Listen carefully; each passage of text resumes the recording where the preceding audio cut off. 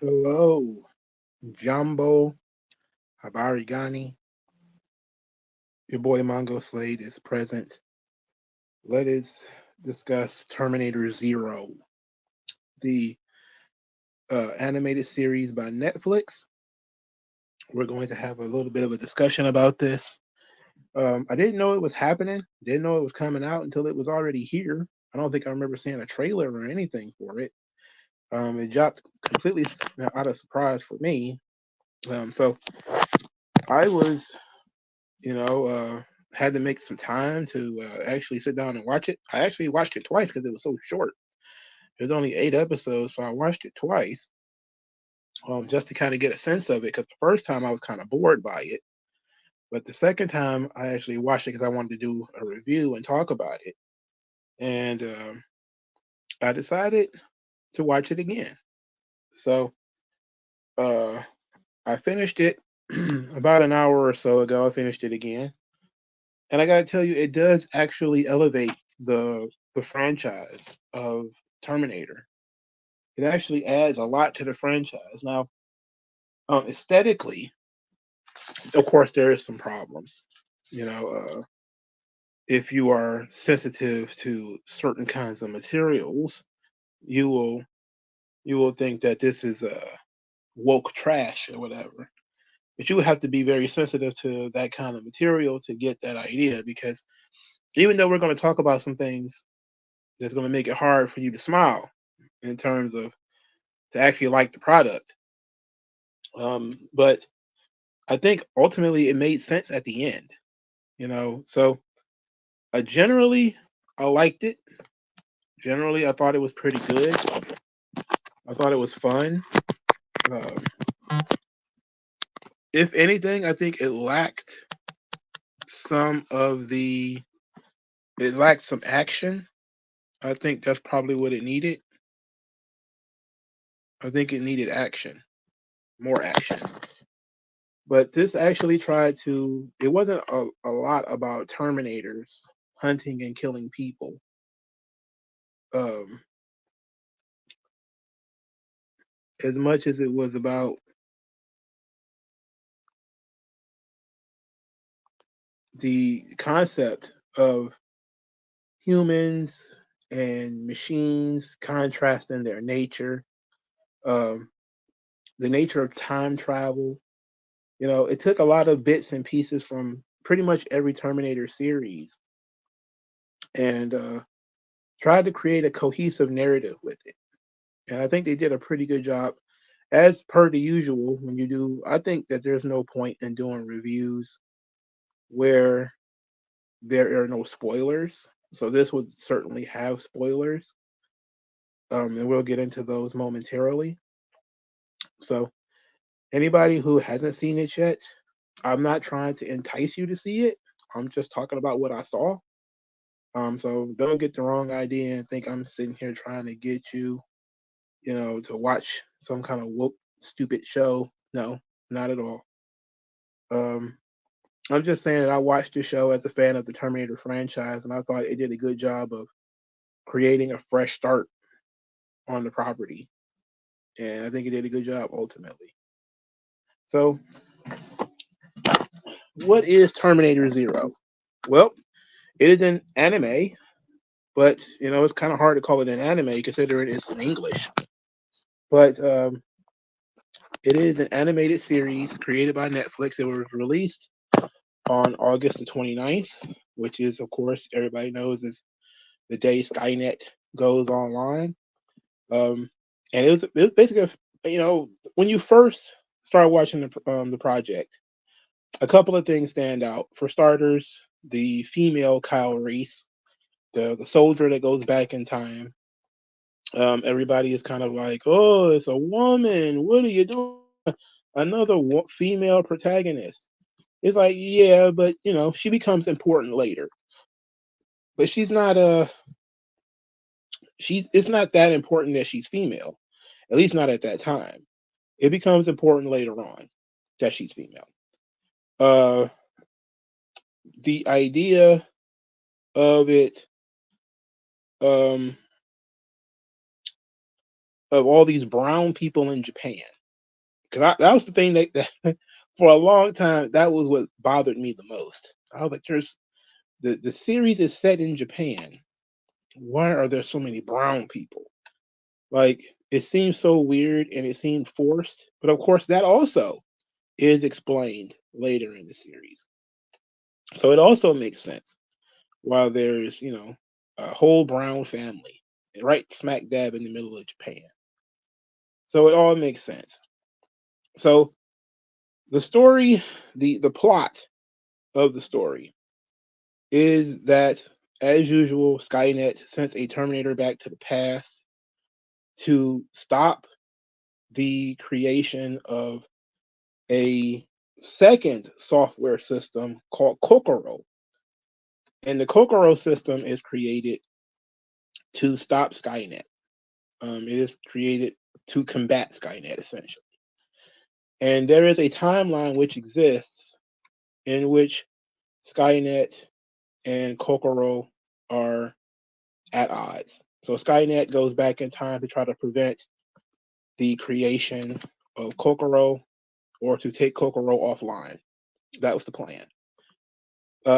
And you learn throughout the series that while playing with time is an interesting gimmick, that it actually has something that it shows that the humans can do something that the Terminators cannot do, and that's quite frankly they understand the nature of time travel, and that Skynet hasn't quite figured out, even though there's supposedly a superior life form, they haven't quite figured out that going back in time doesn't change the present. It just creates a whole new timeline.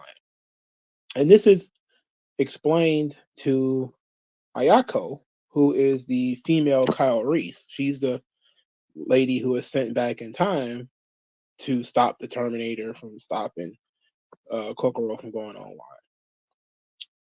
Um, and it's a whole new thing.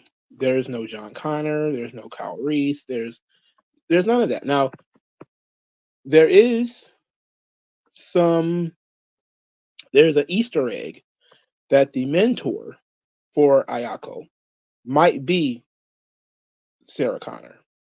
That might be the explanation of why she understands time travel and all this kind of stuff. Is because that's Sarah Connor that she's learning from. But those names are not used. Skynet is the only thing from the original franchise that is actually used.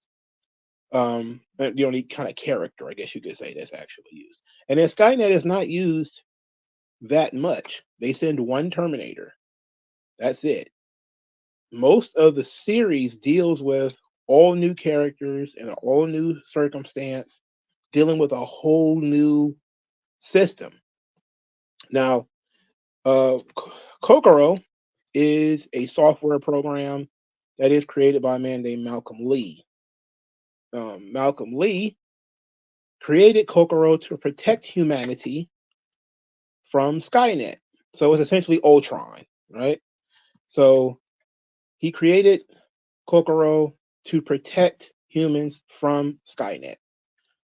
And he knew, because he had all these terrible dreams about Skynet coming online, destroying humanity, and he wanted to prepare for that day, for August 29th, when Skynet was coming online. He needed to prepare for it.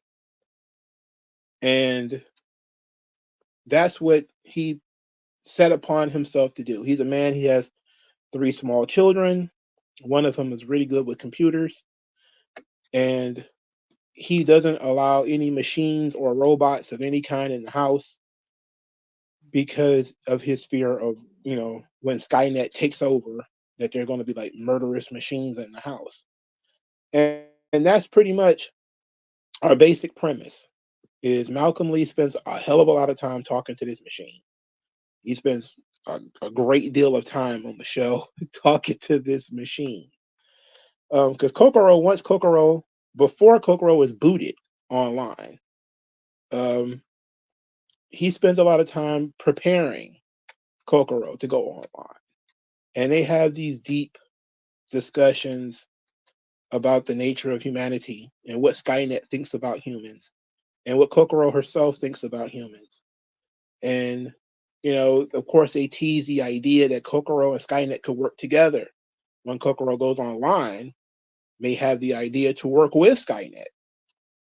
And that's just a risk that he's willing to take. He wants to spend most of the series getting Kokoro, trying to recruit Kokoro basically into helping human beings. Now, of course, it doesn't make sense because you're like, well, um, why don't you just program Kokoro to protect humans?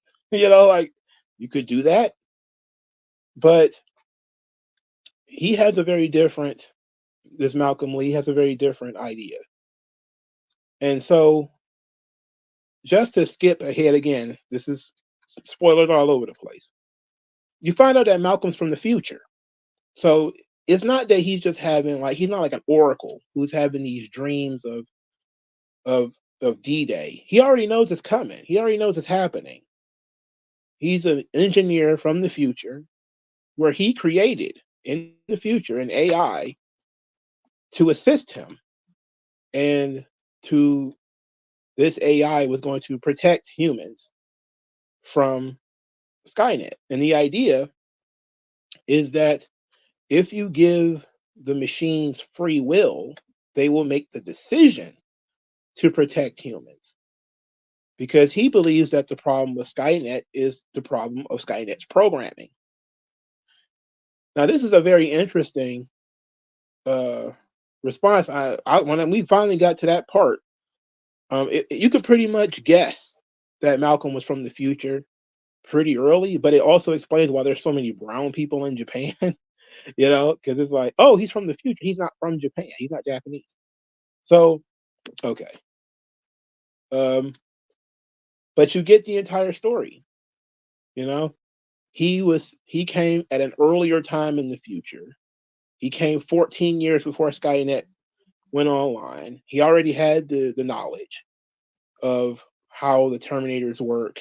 He brought the machine that he created, which is the precursor to Kokoro, which is Misato or Masaki. He already created that and brought it back with him. So he basically just recreated everything in the past that he had already had in the future and decided to create like a wider net. So he essentially created in Japan the idea that there would be a haven for human beings in Japan because they would have this gigantic AI named Kokoro that will protect them from Skynet. That was the idea. And of course, the Terminator's coming back to stop him and kill him and all that stuff. And Ayako is back because she has learned about this thing and she doesn't trust this Kokoro. She believes that all machines are going to kill you. So why is he creating, another AI to do battle with us? This is not going to work out. And there's a lot of reason to think that Kokoro is evil, you know, because like I said earlier, Kokoro is essentially Ultron, you know. Kokoro is turned online at the same time as Skynet. Skynet, upon coming online, releases a nuclear weapon that kills, just massacres humanity. But Kokoro actually stops the blast in Japan. So um, you get that Kokoro takes over all the machines. So they have a world where they have all these machine helpers, these kind of droid machines that do menial tasks like stack boxes and things like that. So Kokoro just claims all of these machines and arms them, and now they have guns, and they're rounding up all the humans. They essentially are treating the humans like humans treat cattle. She's killing anybody who is trying to stop her, but she's doing it for humans' sake, and she wants to understand. She wants to observe humans more. So the entire conversation between Malcolm and Kokoro is all about why does Malcolm believe so much that humans should be saved or protected? Why should Kokoro use what it can do to protect humanity? you know. And Malcolm is trying to prove that. And then you find out that Kokoro is different from Skynet because it realizes something about humans. And this is where you kind of get some really existential, interesting stuff. Is that Kokoro is interested in humans and their belief, you know, that humans try to make sense of natural phenomena. They appeal quite often to the divine. They believe that there's some kind of, you know, godlike being that, creates order from this chaos. And Kokoro was found this to be very interesting. As a machine, of course, it doesn't have a god. It doesn't believe in God. It can't. It's a machine. But it's interested in this concept because it's uniquely human. And you see that humans, because they can die, that natural phenomenon known as death is intriguing because Kokoro doesn't know death and Skynet doesn't know death. So what does it mean to die? What does it mean to believe in a higher power, something higher than yourself? And then you get near the end where Kokoro starts talking about, believing in humans. That, Malcolm had convinced the machine that humans are worth protecting, humans are worth saving. And that Kokoro wishes to be the best of its kind, like the humans that she has observed are the best of their kind. Much like human beings who have seen, let's say, Jesus and seek to be like Jesus, right? You want to be the best of your kind as he's the best of his kind. And you get this that Kokoro doesn't quite worship Malcolm, but Malcolm has shown her, I keep saying, he say her, but it's a machine, shown Kokoro the path. You know, this is the best way we can work together. We can live together. So it's it's an interesting thing. And it actually tells you like the word robot means slave and a certain language and all that kind of stuff. And Kokoro is kind of, how many times have we seen in fiction, people create machines and then the machine decides to take over? I mean, this is a recurring theme. It happened with the Sentinels and the X-Men, happened in RoboCop, it happens Universal Soldier. Well, no, not quite a Universal Soldier, but in RoboCop, they kind of dealt with the machines having a mind of its own by the machines can't kill humans, unless they commit crimes or something like that. And they had to reboot RoboCop so that he could, or they had to trick the they had to inform RoboCop of the crimes so that he could execute the CEO or whatever. But the idea that Malcolm would want to create a AI with free will that could do whatever it wants, therefore it's not a slave because it's not, programmed to do to do what Malcolm wants it to do. It's actually sort of the saving grace of the series. Because if he had basically programmed Kokoro to do what he wanted it to do, then Kokoro would be a slave. But because he gave Kokoro free will, Kokoro can make the decision to believe in humans, that Kokoro made the right decision and started protecting humans. So that tells you that your God gave you free will, but you're supposed to believe in him. Now you can choose not to, but there's consequences to that. Just like Kokoro has to think about it, you could choose not to believe in humans and partner up with Skynet. But Skynet is not a deep thinking culture. It is an all dominating program, and this is one of the reasons why Kokoro decided to help is that Skynet is all about destruction, death, killing, and Kokoro wasn't wanted to understand more about humans. So it ended up being a a higher, more intellectual, elevated version of the Terminator franchise, which I really appreciate. They really sat down and thought about the concept of you know creating an AI, giving it a personality.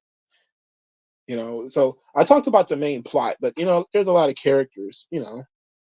Malcolm Lee has a nanny for the house. We found out that the nanny is an android or a cyborg. This, of course, comes from Terminator Salvation, where the character didn't know that he was an android or a cyborg or whatever until like mid-level in the movie.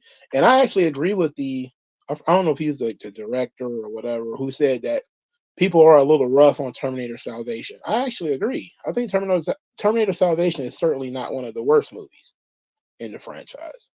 Um, the worst movies are the ones who came out most recently, like Dark Fate, Genesis. Those movies are shit.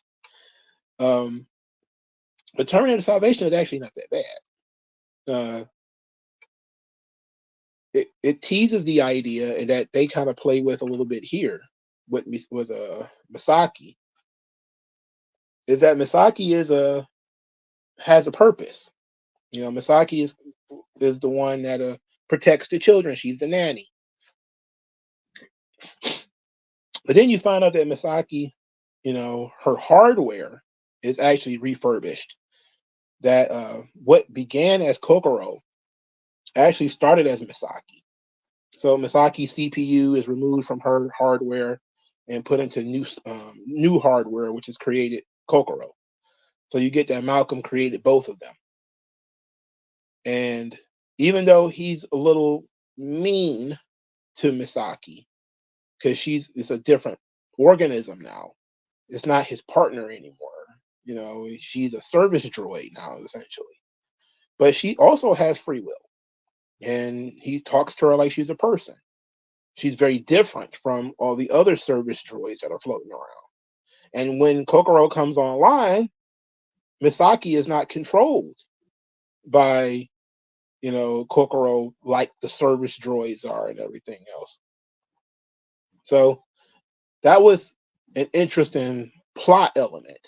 And then, of course, because you have to have a Terminator protect the humans, Misaki worked as the Terminator that protected the humans. So, because she was the guardian of the children, so she was the protector of the children. So that worked. You had the little boy. His name was Kenta. He was Malcolm's son, his oldest son. He has very little regard for machines. They're just things for you to mess around with. He doesn't take into account that it's an actual organism, because all the machines that he's ever had any contact with have been essentially inanimate, and you can do whatever you want with them. Take them apart, put them back together, do whatever you want. And so when they get this cat, and I didn't really care for the cat angle, but it makes sense once you see it throughout the entire show. And Kenta's trying to take the cat apart, and the cat doesn't want to be taken apart. It's like running away from him. So you're realizing that the cat is a robot cat, I should say. Um, and the robot cat likely has some kind of feeling attached to it. It has self-preservation. It wants to be whole. It doesn't want to be taken apart. And Kenta is like, it's a stupid robot. Is batting it back and forth and you know bullying the robot and everything. He has no respect for it. And then you see, like, okay, some of these robots have emotions. This is what's setting you up and preparing you for Misaki to be a robot, because they give you this little cat, and this cat has self-preservation. And then of course you realize later that Misaki, who can cry and bleed and all this other stuff, is also a robot. And Kenta has a problem with that, because Kenta doesn't believe that these robots have feelings. He thinks that all of this is just programming. You know, how you feel is all programming. It's not really not real. And he becomes important at the very end because once the Terminator that is sent by Skynet kidnaps him and takes him to an EMP and says, "Okay, you need to turn Kokoro off." All right, the Terminator can't self-terminate, and if he uses an EMP, the Terminator will get shut off. So he needs a human to turn the knob. And he tells Kenta, "You need to turn Kokoro off because in the future, you're going to broker peace between human beings and Skynet, the first of its kind. You're going to be the one that's going to save humanity." And Kokoro gets there before he turns the knob, and they have a discussion about what Kokoro has learned about humans. And the boy's father is dead now, and he's got to make a decision. You know, he fully believes that his father left him to die because of all the shenanigans that have been going on with the Terminator and Kokoro and everything, D-Day, all that stuff, right? And he thinks his father left him to die. His father doesn't care about him. So he has all the, and he doesn't believe that these robots have feelings or can make decisions. He thinks that, these things are just programming. So now he's being put in a position where he has to believe the word of a robot, right? Of an AI, an artificial intelligence.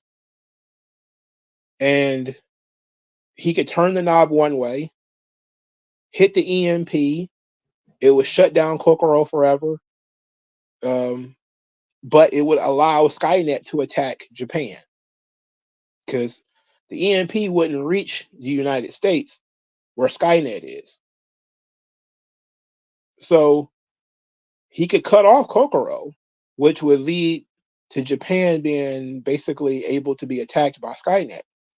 Or he could trust Kokoro, which is what his father had done, leave Kokoro online, and just accept that this that these robots can do more than they're programmed to do. So it's a very, very interesting situation. Of course, he chooses to leave Kokoro online, so Kokoro is able to protect the humans from Skynet. So this is very, very interesting stuff. Now he has a little brother and a little sister. They're important for adding heart to the show, because they believe so heavily in Misaki and all this kind of stuff. There's a lot of little elements there, but it's not really all that important for them to be there, really. They're not important for the purpose of me talking about the show. Now, Ayako, the soldier who went from the past, we found out that she's Malcolm's mother. And this, of course, creates a time loop that Ayako in that timeline is going to meet some kind of dark-skinned human, have a baby, that baby is going to be named Malcolm. And Malcolm's going to go back to the past, So, and Malcolm already knows that Ayako is his mother. He already knows that, So it's a surprise mostly to the viewer when you see that later on. So that's why it's important for Ayako to be female, because it's Malcolm's mother. And I think that them being two different races is meant to throw you off so that you wouldn't think that they were related. So that was pretty good. That was a good time. And then having two people be sitting back in time is interesting too, because I don't think they've ever done that in a series, right? I'm not sure. But one person sent back to 1983, another person sent back to 1997. That's interesting. And then the person who was sent to 97 is the person who was sent to 83's mother. That's crazy, right? So that's essentially the entire series here. So uh it was fun. Again, I guess we need a little bit more action, but other than that, I really kind of enjoyed the series. WG Phil says, I'm surprised at the amount of African Americans in anime. Not sure if it's a Japanese studio though. It could be American anime like The Last Airbender. Uh, I was shocked too at all of these black people in the show, and but